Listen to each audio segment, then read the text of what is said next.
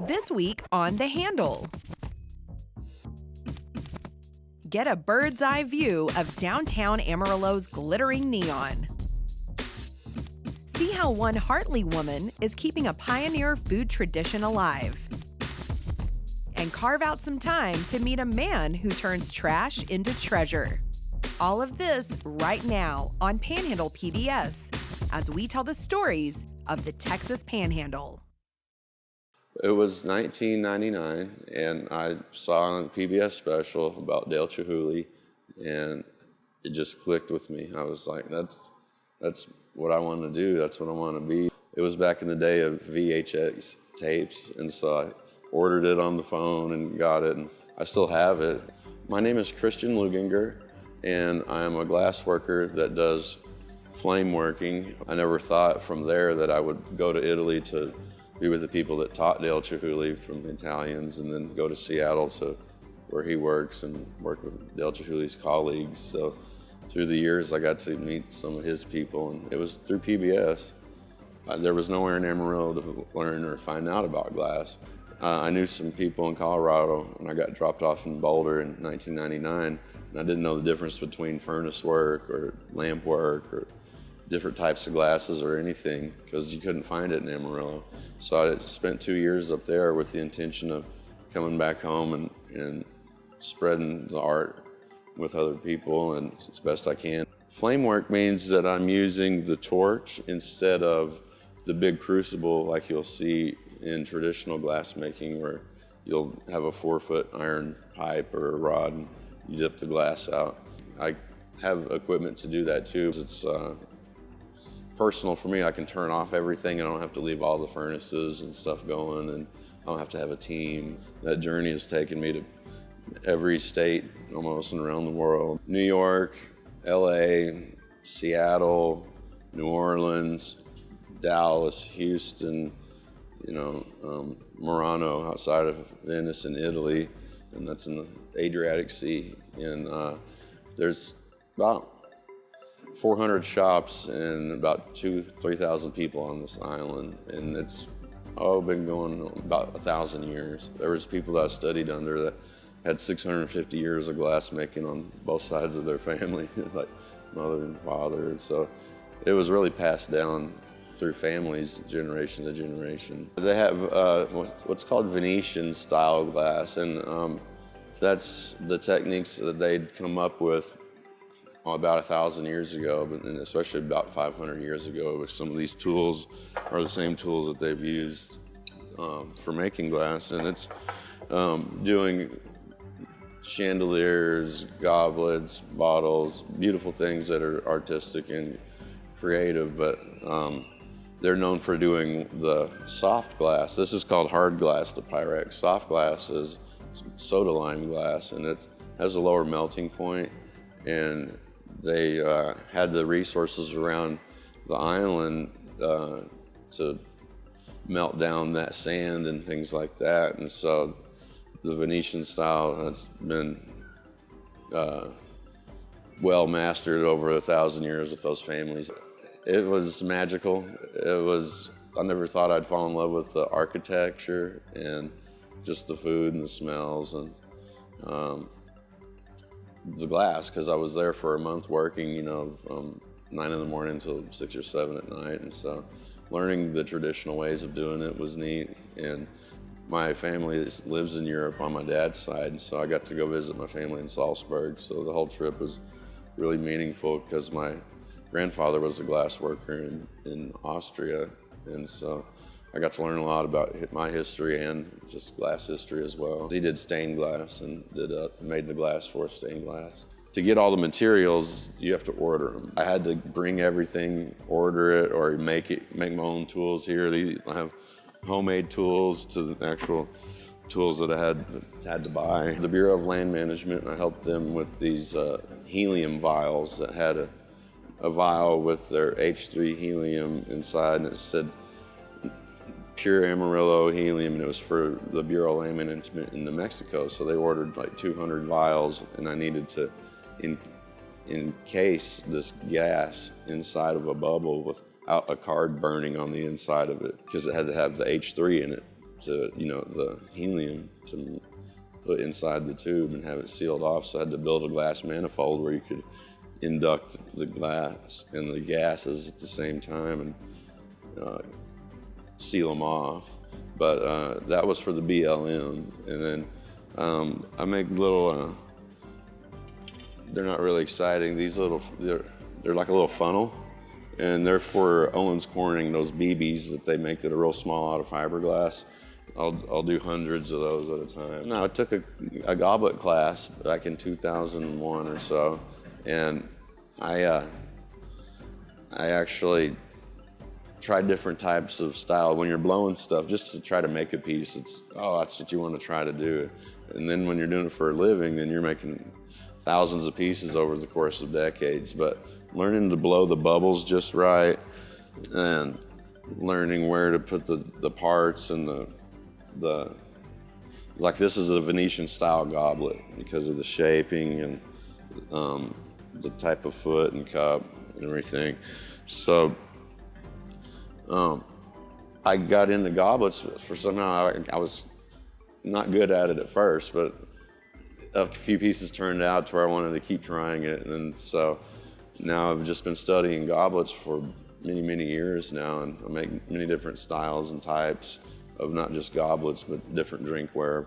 Other people are known for making paperweights or urns or vases or whatever. There's so many things you can do with glass, but you can spend your whole lifetime just doing certain techniques. I had a chandelier that I made.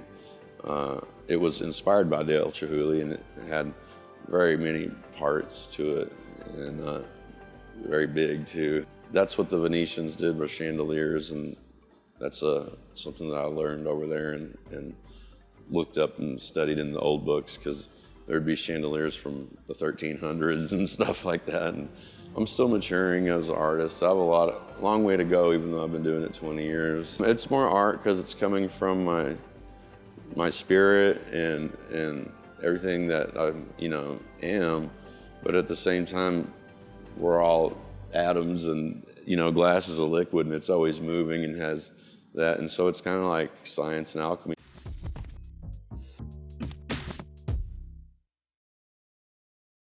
Downtown Amarillo at one point was listed in an old Southwestern Public Service annual report as the best lit downtown west of the Mississippi. If you beamed down in a regional shopping mall, it would take you a while to figure out what city you're in.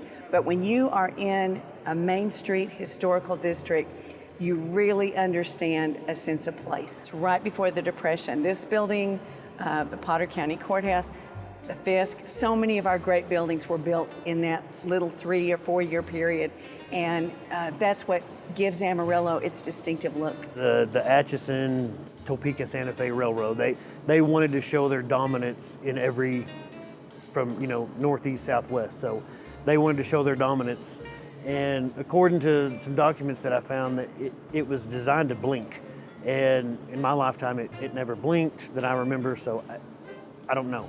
It was controlled by a time clock. There were 134 clocks that were all controlled by a main master clock in this building when it was finished. So that was pretty impressive. So everything was controlled, automatically back in 1930. One of the first things we did when I came to Center City was we raised the money to bring back the Paramount sign to Polk Street. We wanted the idea of lights and action and fun to bring life back to a downtown that had really seen better days. I remember Gary Pittner and Chan Davidson, John Lutz, the four of us, started talking about, wouldn't it be cool to get that sign back? The sign had been relocated to the former Paramount Club, Northeast 3rd and Manhattan, I believe. And it was mounted on a pole. A fellow named Lowell Staff rescued it along with a lot of the other fixtures from the theater, and had restored it back in the 70s. And it was, for a while it was quite a happening place, and then it kind of fallen on hard times, and we were like, well, it's a shame that it's out there. It wasn't even lit. So we had the sign and needed money, and so Center City came in with, I still remember this, $40,000. And that was money that had been given by a donor for an art project. I remember Amarillo National Bank and the Ware Foundation came in and helped us.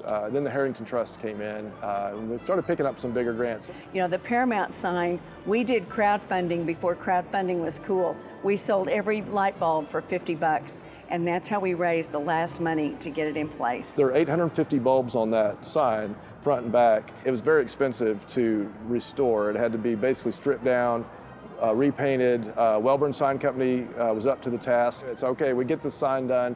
Funny thing is, then it's like, how do we get it back on the building? So if it's an obstacle everywhere we turn. They had actually cut the supports off when they removed the sign. So we had to get structural engineers back in to say, how do you put it back? And then we got the sign hung, and then this was about 2 weeks out before the big relighting. And where do we plug it in? Nobody was like, oh, we hadn't thought about that. But there was no electrical power to it. And this is how I plan ahead. And I work for the electric company too. So we had to get some, Duke Electric had to come in the last minute and help us get that set up. And when we flipped the switch in 2006, to me it really marked a new era for our downtown. I knew at the time that the Paramount sign was not the biggest thing we would ever do, but it was one of the biggest statements we could make to bring that back to Polk Street. The Courtyard by Marriott was brought back with historic tax credits. And when you use historic tax credits, you really have to follow the historic standards. So at one point, we wanted the neon sign, and the Historical Commission said it wasn't accurate. We went back through the postcard books and found the big white neon diamond for Zales jewelry that used to be on that building, so we could prove that it had always been there. And then the developers wanted you to be able to see the Courtyard sign from Interstate 40, because at that time, all the hotels were along I-40. And we found out that the old Plains National Bank Buffalo sign had historical significance there, and we were able to bring back a neon sign on top. And so we got permission from the Historical Commission, then came Courtyard by Marriott. And so now the only two Courtyard by Marriott hotels that have neon are ours and another little one in Las Vegas. Center City is proud to administer the facade grant program with the city of Amarillo. And because of that matching grant, a lot of them have been able to do significant neon. And then with new technology, the LED lights have really brought the cost down. The 6-car brewery sign, for example, that's LED. The oil derrick on Canyon Exploration, that's LED. And one thing that's so much fun about LED is that there are apps and the owners can program on their phone so they can change color. And it's exciting, you know, if you have the Susan Komen Race for the Cure, you can glow pink, maybe green for St. Patrick's Day. And those are things we couldn't do with neon, but it shows that the new technology just keeps evolving. The signs up there are still on just a photo cell. When it gets dark, they turn on. The lights down here that are kind of shining up against, they replaced incandescent bulbs that were 500 to 700 watt, and they were original, and there were 32 of them that were orange and yellow, and the railroad wanted to use those as kind of a prairie fire type look. So when the lights were removed, they went with LED, and they're programmed through a DMX controller, and that's the main theme is prairie fire. And they can be changed, you know, at the judge's discretion for, you know, Easter, Christmas. The neon is iconic, and it really shows the history. We've tried to bring back the signs. For example, on the Center City Furniture building, it's the old Crest. We brought back the Crest sign. The F.W. Woolworth sign is back. The Levine sign, you know, all these things are coming back, and it's just a way to say, this was the history of this building that we want to save. When that sign came back, it was such an incredible sight to see it back on there, because I didn't really remember it, you know, but I'd seen all these pictures, and I was like, it's just like the picture, you know, exact same sign, exact same place. And it really got people excited about, not just about old signs, but also about what can we do downtown to bring crowds down and all of a sudden people were taking all these photographs in front of it, you know, so it became an icon virtually overnight. And still to this day, when people come into town and they want to remember Amarillo, they take pictures in front of this sign. People love the neon. The Amarillo National Bank sign that says Amarillo is one of the biggest selfie spots in downtown. If you're downtown in the evening, you can almost always see people taking their picture there because it says, "This is Amarillo." You know, it's definitely pretty, and if there's a light out, one of the letters is out, I get a phone call pretty quick. So I know a lot of other people are looking at it too.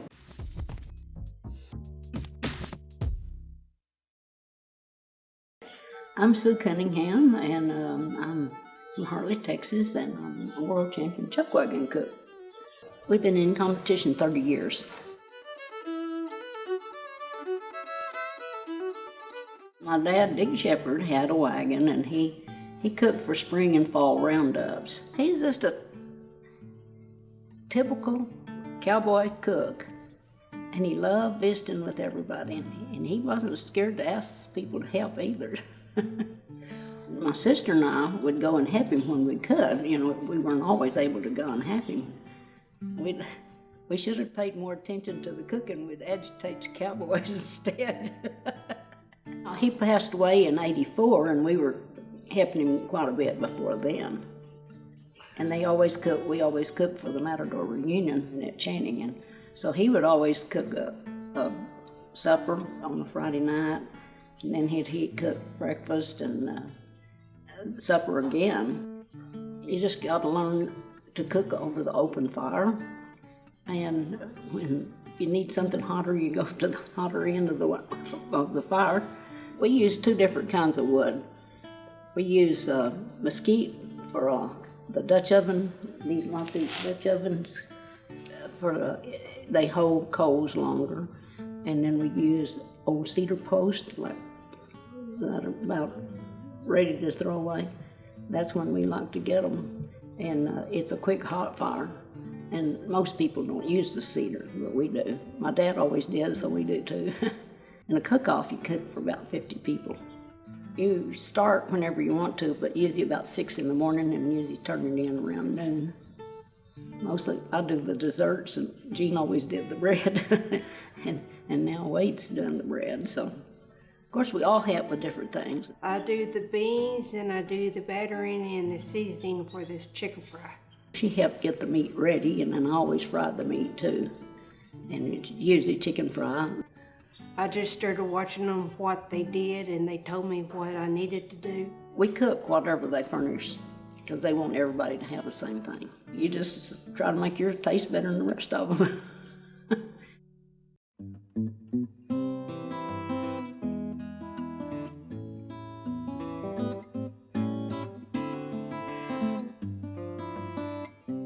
The authenticity of the wagon is part of our competition, so you want it to be authentic. And like my dad's old wagon, he had one old XIT wagon over here, and it came off of the Bravo ranch, and the Bravo had lock pegged it, part of the XIT. Well, he had plywood chuck box, metal to bows, and metal tongue. They came off on all of that. And so, in '93, we went to Lubbock, and we won first in all 4 categories, which was hard to do, and we didn't even get in the overall. They had so many points on the wagon that we didn't even get in the overall. So we thought that year, we're going to change Daddy's wagon, or we're going to go get another one. So my husband and Peggy and I went up in Kansas, and we bought a chuck wagon. This is a 1916 Peter Shuttler wagon, and we went up in Kansas and bought it in '94. But in 2007, we had Wayne's Wagon Work to restore it, so we thought they did a really good job on it. Red Stegall is on the one that has you to put your wagon in the parade, and you drive 3 miles, so you find out whether they're worthy or not. But then, what do they hold? Yeah.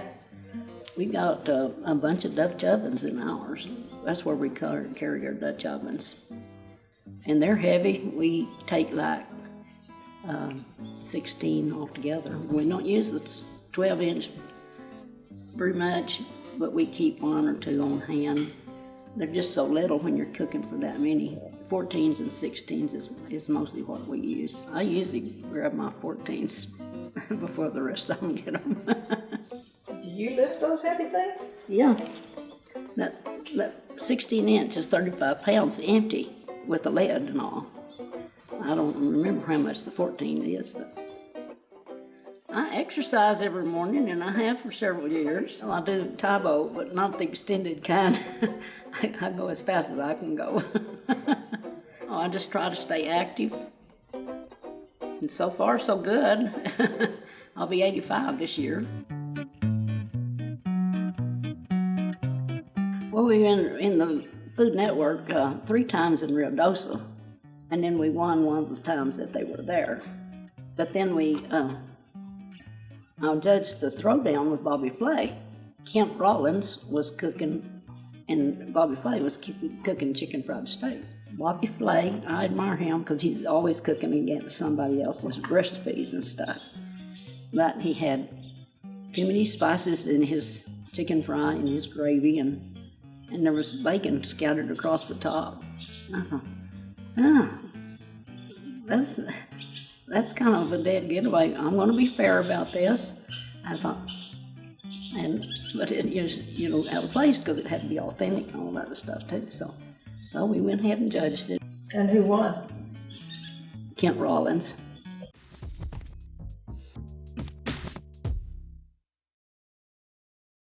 Let me tell you, when I moved in here, I realized for the first time in my life, I now have a canvas I can paint. So this is actually what I call a painting. I just happen to work with wood as the medium. Shannon Tucker is my name. Yeah, you could call it woodworking. I mean, it is woodworking, but I really consider myself a conductor because I'm referred to this as symphony in wood. So I'm an artist and a conductor. I just always gathered up wood for 30, 40 years and just to use someday. I just don't like to buy stuff, for one thing. And when somebody throws something away, then I can work with that. I can only work with something that somebody else considers trash. I can do this whole thing kind of an homage to trash because somebody has thrown this away at some time. This wood over here, that's all done with pallet wood. And I have a real soft spot in my heart for pallets because that's hard-working wood. I call that blue-collar wood because it's had a hard life. So I wanted to try to, give it a better life. This was the first room, and I wanted every room to be totally different. I didn't want every room to be the same. I just was hoping to have some element that kind of tied to the next room, Every piece I'm working on it, that's always my favorite at the time. This is the best piece I've ever done till the next piece, and then that's the best piece. So.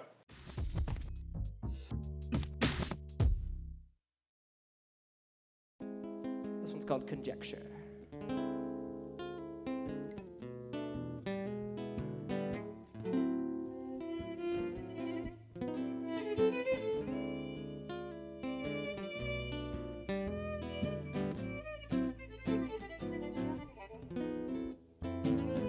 We always look towards the future as we ponder on our past. Nothing beats living in the moment, though those moments never last. And when life gets you so down and dirty that it ain't worth looking back, well, what happened then and what happens now ain't never been attached. For these are the good old days, we wish they never would end. And when they do, we'll toast to you and wherever it went. For these are the good old days, we wish they never would end. And when they do, we'll toast to you and wherever